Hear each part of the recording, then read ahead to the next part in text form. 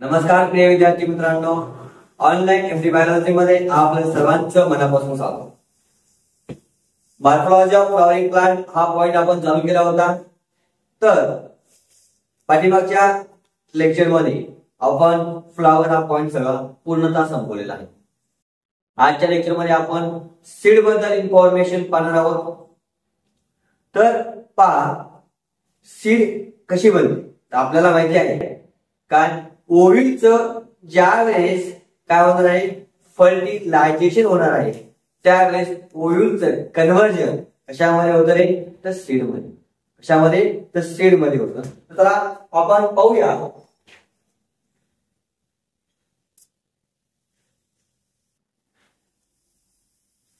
हा काय style, stigma आणि हा जो काही पार्ट आहे आपण काय म्हणतो, ओव्ह्यू।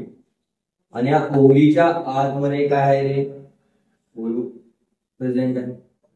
यावरती काय एंटागुमेंट,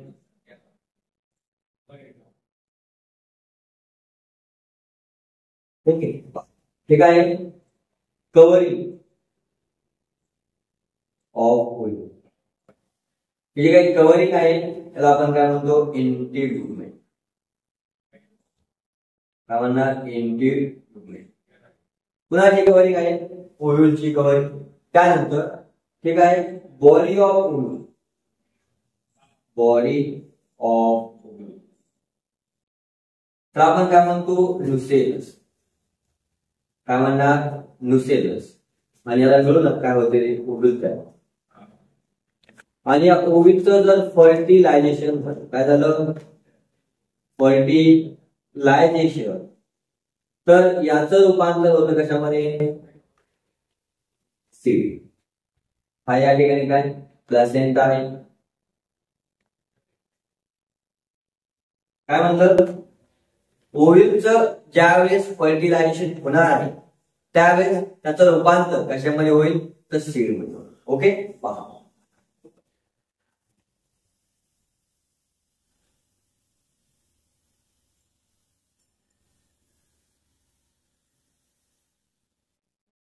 ठीक आहे, कव्हरिंग ऑफ ओव्ह्यूल तर आपण काय म्हणतो रे,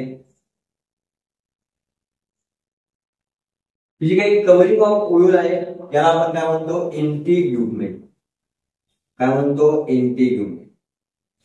आणि या एंटीग्युमेंटचं कन्व्हर्जन कशामध्ये होणार आहे, integument convert into a seed coat. Seed coat मध्ये काय होणार आहे, याचा रूपांतर होणार। मग सीड कोट म्हणजे काय, सीडची जी काही कव्हरिंग आहे त्या कव्हरिंगला आपण काय म्हणतो, सीड कोट म्हणतो। ओके, तर पहा यामध्ये जे काही आउटर सीड कोट आहे आणि जे काही inner seed coat, outer seed coat, outer seed coat तर आपण काय म्हणणार, टेस्टा म्हणणार। काय म्हणणार, टेस्टा। आणि जी काही इनर सीड कोट आहे, इनर सीड कोट, त्या इनर सीड कोटला आपण काय म्हणणार, टेगमन। काय म्हणणार, टेगमन। आउटर सीड कोट ला आपण टेस्टा म्हणतो आणि जे काही इनर सीड कोट आहे त्याला आपण काय म्हणणार, टेगमन। तर या ठिकाणी काय आहे, या ठिकाणी एम्ब्रियो आणि या ठिकाणी काय आहे, एंडोस्पर्म। काय आहे, एंडोस्पर्म। आणि हा जो काही भाग आहे त्याला आपण काय म्हणतो, मायक्रोपाइल। काय म्हणतो आपल्याला, मायक्रोपाइल। हा मायक्रोपाइल कुठे आहे, अबोव द फायलम, फायलम प्रेझेंटच्या वरती आहे, अबोव या ठिकाणी। ठीक, आणि हा मायक्रोपाइल काय करणार आहे, तर एंट्री कुणासाठी रे, एअर आणि वॉटर, हवा आणि पाण्यासाठी एंट्री कोणत्या ठिकाणी प्रोव्हाइड होणार, तर या मायक्रोपाइल रिजन आपण काय म्हणतो, entry for air and water। हवा आणि पाण्यासाठी काय आहे, मायक्रोकॉइल काय प्रोव्हाइड करते, तर एंट्री प्रोव्हाइड. काय प्रोव्हाइड करते, एंट्री. पहा काय म्हणलं आपण, जे काही ओव्ह्यूल आहे त्या ओव्ह्यूलचं फर्टिलायझेशन झाल्यानंतर त्याचं रूपांतर होतं सीड मध्ये. कशामध्ये, सीड मध्ये होणार आहे. बरोबर. मग जे काही ओव्ह्यूलची कव्हरिंग आहे तर आपण काय म्हणतो, इंटिग्युमेंट म्हणतो. आणि हा इंटिग्युमेंट कन्वर्ट होतो कशामध्ये, सीड कोट मध्ये. मग म्हणजे सीडच्या कव्हरिंग मध्ये. मग सीड कोट दोन टाईप, एक आउटर सीड कोट, एक इनर सीड कोट. तर आउटर सीड कोटला आपण काय म्हणणार, टेस्टा. आणि इनर सीड कोटला आपण काय म्हणणार, टेग म्हणणार. बरोबर. आणि जे काही मायक्रोकॉइल आहे ते काय काम करते रे, entry for air and water. इथपर्यंत सर्वांना क्लिअर आहे. तर पहा नेक्स्ट पॉइंट. आता आपण या ठिकाणी एंडोस्पर्म म्हणूया. एक एंडोस्पर्म आहे. बरोबर. हा काय एंडोस्पर्म, एंडो. बरोबर. हा जर एंडोस्पर्म मध्ये दोन प्रकारचं डिव्हिजन आपण पाहतो. एक म्हणतो फ्री न्यूक्लियर डिव्हिजन. जर एंडोस्पर्म मध्ये जर फ्री न्यूक्लियर डिव्हिजन झालं तर काय होईल रे, त्याच ठिकाणी खूप सारे न्यूक्लियस त्या एंडोस्पर्म मध्ये तयार होतात. फ्री न्यूक्लियर डिव्हिजन, हे फ्री न्यूक्लियर डिव्हिजन आपल्याला पुण्यामध्ये पाहायला भेटेल. Free nuclear division, free nuclear division of endosperm आपल्याला पुण्यामध्ये पाहायला भेटेल. Example coconut water. Coconut water मध्ये काय आहे, फ्री न्यूक्लियर डिव्हिजन. आणि न्यूक्लियर डिव्हिजन फॉलोड बाय सायटोकाइनेसिस.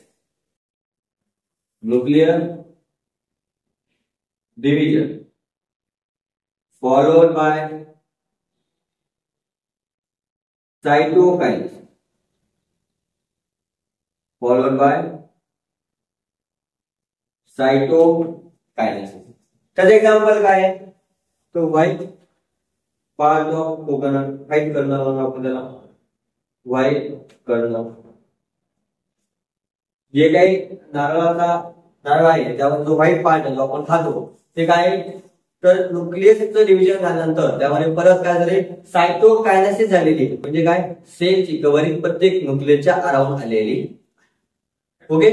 इथपर्यंत सर्वांना क्लिअर आहे. तर जर एंडोस्पर्म ड्युरिंग एम्ब्रियो डेव्हलपमेंट मध्ये जर एंडोस्पर्म कम्प्लिटली कंझ्युम झाला किंवा थोडाफार राहिला तर काय होणार, आपण काय म्हणूया, during embryo development. During embryo development, ज्यावेळेस एम्ब्रियोची काय होणार आहे रे, डेव्हलपमेंट होणार आहे, त्यावेळेस काय होईल, जर एंडोस्पर्म पूर्णपणे वापरण्यात आला, endosperm completely consume, endosperm completely consume. एम्ब्रियोच्या डेव्हलपमेंट, ज्यावेळेस एम्ब्रियोची डेव्हलपमेंट होत आहे त्यावेळेस जर एंडोस्पर्म कम्प्लिटली वापरण्यात आला तर त्या ठिकाणी एंडोस्पर्म राहील का, नाही राहणार. मग त्या कंडिशनला आपण काय म्हणतो, नॉन एंडोस्पर्मिक सीड. काय म्हणणार, नॉन एंडोस्पर्मिक सीड. काय म्हणणार, नॉन एंडोस्पर्मिक सीड. किंवा त्याला आपण काय म्हणतो, नॉन अल्बुमिनस सीड. नॉन अल्ब्युमिनस. का बरं नॉन अल्बुमिनस, कारण की जी काही कव्हरिंग आहे एंडोस्पर्मची त्याला आपण काय म्हणतो, अल्बुमिनस. म्हणून त्याला आपण काय म्हणतो, नॉन अल्बुमिनस. म्हणजे जर एम्ब्रियोच्या डेव्हलपमेंट मध्ये जर पूर्णतः एंडोस्पर्म वापरण्यात आला तर त्या सीडला आपण काय म्हणणार, नॉन एंडोस्पर्मिक सीड किंवा नॉन अल्बुमिनस. आणि जर एंडोस्पर्म उरला, एंडोस्पर्म रिमेन, एंडोस्पर्म रिमेन, त्या कंडिशनला आपण काय म्हणतो, एंडोस्पर्मिक सीड. काय म्हणतो आपण त्याला, एंडोस्पर्मिक सीड. काय म्हणणार, एंडोस्पर्मिक. जर एम्ब्रियोच्या डेव्हलपमेंट मध्ये एंडोस्पर्म पूर्णतः वापरण्यात आला तर आपण म्हणणार नॉन एंडोस्पर्मिक सीड, आणि जर एंडोस्पर्म उरला तर आपण काय म्हणणार, एंडोस्पर्मिक सीड. इथपर्यंत सर्वांना समजलं असेल. ठीक आहे, तर पहा आपण नेक्स्ट आपण काय पाहिलं, जर एम्ब्रियोच्या डेव्हलपमेंट मध्ये एंडोस्पर्म पूर्णतः वापरला किंवा एंडोस्पर्म थोडाफार आहे. आता नेक्स्ट पॉइंट बघूया, काय during embryo development. During embryo development,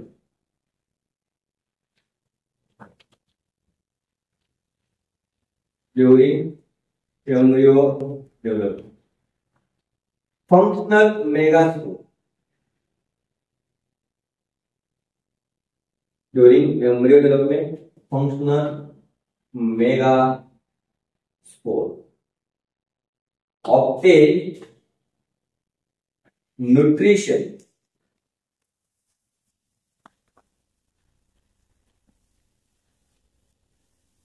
from nucellus. ज्यावेळेस एम्ब्रियो डेव्हलपमेंट होत असणार आहे त्यावेळेस जो काय फंक्शनल मेगास्पोर आहे तो काय करेल, न्यूट्रिशन घेणार आहे कोणापासून, न्यूसेलस.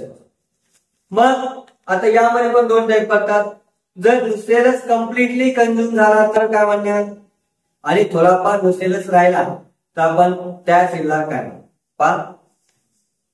या ठिकाणी आपण न्यूसेलस. हा न्यूसेलस काय झाला, कम्प्लिटली कंझ्युम झाला. काय झालाय, कम्प्लिटली कंझ्युम. ज्यावेळेस न्यूसेलस पूर्णतः वापर होईल त्या सीडला आपण काय म्हणणार, non perispermic seed. Non perispermic, non perispermic. आणि जर न्यूसेलस थोडाफार राहिला, रिमेनिंग, तर त्या सिच्युएशनला आपण काय म्हणतो, पेरिस्पर्मिक. काय म्हणणार, पेरिस्पर्मिक.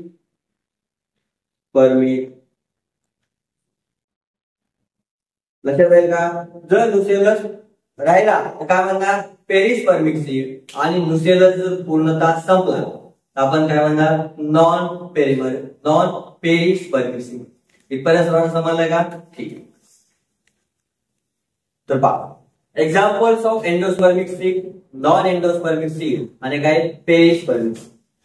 आपण काय म्हणणार, एंडोस्पर्मिक सीड. एंडोस्पर्मिक.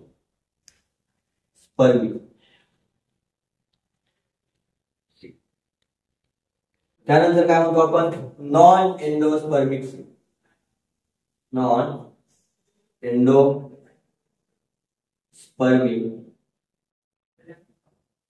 सीड. आणि थर्ड एक्झाम्पल आपल्याला कोणाच्या ठेवायचे, पेरिस्पर्मिक. पेरिस्पर्मिक. आता कसे लक्षात ठेवणार, त्याचे क्री ठेवणार. बेटा मांगे वाईफ, सुंदर कन्या राधा. या ठिकाणी काय म्हणणार, बापू गए परदेश. बी फॉर काय, barley. B for barley. M for maize. W for feet. S for sunflower. C for castor. R for rice. या ठिकाणी B for bean. G for ground and ground. आणि पी फॉर, ठीक आहे. Paris स्पर्मिक मध्ये 2 example कोणते? Black paper, black paper, आणि एक example आहे बीट. काय एक्झाम्पल आहे? तर बीट. ठीक आहे. आपण काय म्हणतो या ठिकाणी?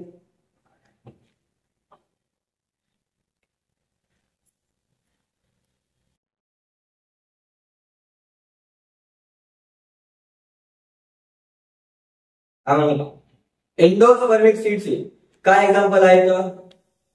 तर बेटा मागे बाई सुंदर कन्या राजा, बापू वे परमेश, हे कोणाचे? Non endospermic seed. ठीक आहे. तिथपर्यंत सर्वांना लक्षात राहील का? तर नेक्स्ट पॉइंट आपण बघूया, dicot seed and monocot seed. काय? डायकॉट आणि आपण काय म्हणतो? Monocot seed. डायकॉट सीड कशी असेल रे?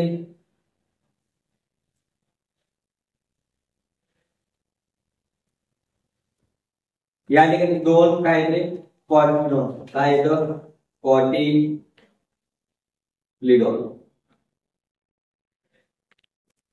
ह्यांचं काम काय आहे? Provide nutrition. काय प्रोव्हाइड करतील? न्यूट्रिशन. काय प्रोव्हाइड करतील? न्यूट्रिशन. त्यानंतर मोनोकॉट सीड काय? मोनोकॉट.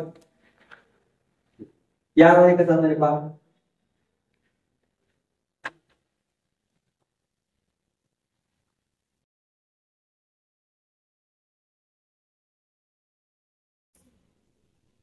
त्या ठिकाणी काय? रिड्यूस कॉर्टिसॉल आणि काय? कॉर्टिसॉल.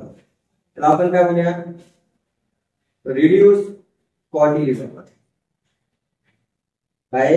Reduce cortisol. आणि ह्याला आपण काय म्हणूया? Single cortisol. डायकॉट सीड मध्ये एकच काय असते? कॉर्टिलिडॉन असतो. त्याला आपण काय म्हणतो? स्कूटर.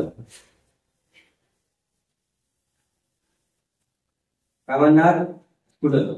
आणि जो काही रिड्यूस कॉर्टिसॉल आहे त्याला आपण काय म्हणणार? EP plus. काय म्हणणार आपण त्याला? EP plus. इथपर्यंत समजलं. आता हा याच्यावरती ह्या जे काही इपी कोटाईल आहे त्याला आपण काय म्हणतो? वरच्या भागाला इपी कोटाईल आणि खालच्या भागाला आपण काय म्हणतो? हायपो कोटाईल. मग इपी कोटाईलच्या वरती हा कोणता भाग आहे? इपी कोटाईल. खालचा कोणता भाग आहे? हायपो कोटाईल.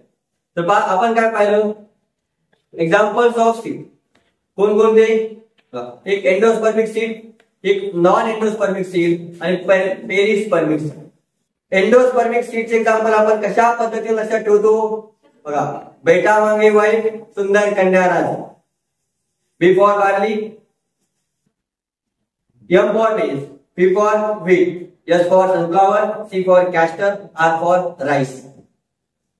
नॉन एंडोस्पर्मिक बापू वे परदेश, B for meal, G for gram and government, P for P. Perispermic seed चा एक्झाम्पल आहे black pepper and wheat. Hope इथपर्यंत सर्वांना समजलं असेल. व्हिडिओ आवडल्यास लाईक करा, सबस्क्राईब करा आणि शेअर करायला विसरू नका. धन्यवाद.